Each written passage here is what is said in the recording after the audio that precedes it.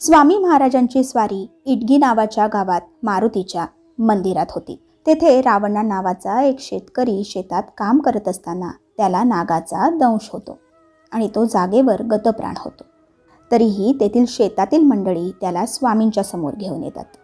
स्वामी निजलेले होते म्हणून कोणालाही स्वामींना उठवण्याची हिंमत झाली नाही. पण बाबासाहेब यांनी स्वामींचे जोडे रावणाच्या मस्तकावर ठेवले. त्याच क्षणी स्वामी महाराज एकदम उठून उभे राहिले. स्वामींचे रौद्ररूप पाहून सोबत असलेली 40-50 सेवेकरी तेथून पळून गेली. मात्र 2-3 सेवेकरी तेथे थांबली. स्वामी ओरडत बोलले, "अरे गाढवा, अरे मूर्खा, तुला त्या मुडद्याच्या डोक्यावर माझा जोडा ठेवायला कोणी सांगितला होता? उचल तो जोडा, उचल."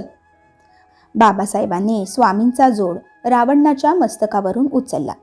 स्वामी पुन्हा चिडलेल्या आवाजात ओरडले, "अरे त्याच्या कानात त्याचे नाव घे."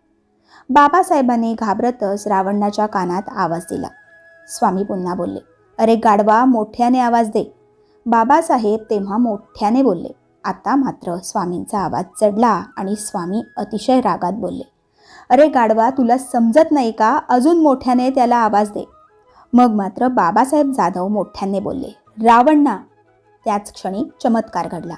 रावणाच्या शरीराची हालचाल होत नागाचा दंशाने गतप्राण झालेला रावणा उठून उभा राहिला. स्वामींची ही आगळी वेगळी लीला बघून सर्वांच्या डोळ्यात भक्तीचे अश्रू सुरू झाले. तर मंडळी, या कथेचा बोध हाच की स्वामी आई आहेत. तिच्या रागवण्यात पण प्रेम आहे. हे कायम लक्षात ठेवा. धन्यवाद.